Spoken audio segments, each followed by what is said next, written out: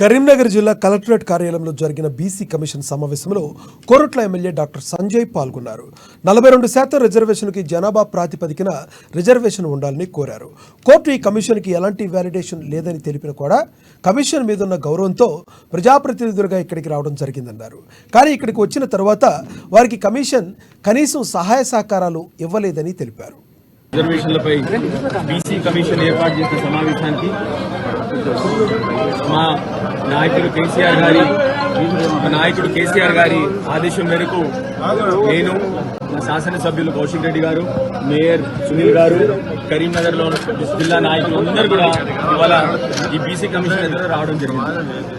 బాధాకరం ఏంటంటే మేము సంపూర్ణ మద్దతుతో ఈ 42% రిజర్వేషన్ కి కేసీఆర్ గారు 2014 నుండి కూడా జనాభా ప్రాతిపదికన రిజర్వేషన్లు ఉండాలి అని చెప్పి తెలంగాణలో రాష్ట్రంలో 2014 నుంచి కూడా కేసీఆర్ గారు ఒకే మాట మీద నిలబడ్డారు. దాన్ని సమర్థించడానికే ఇవాళ నేను కానీ మా శాసనసభ్యులు కౌశిక్ గారు కానీ ఇద్దరు కూడా ఇక్కడ రావడం జరిగింది. బాధాకరమైన విషయం ఏంటంటే కోర్టు నిన్న ఈ కమిషన్ కి ఏమాత్రం వ్యాలిడేషన్ లేదు, ఈ కమిషన్ కి శాంటిటీ లేదు అన్నను కూడాను, అయినా కూడా ఈ కమిషన్ మీద ఉన్న గౌరవంతో ఇక్కడ వరకు రావడం జరిగింది.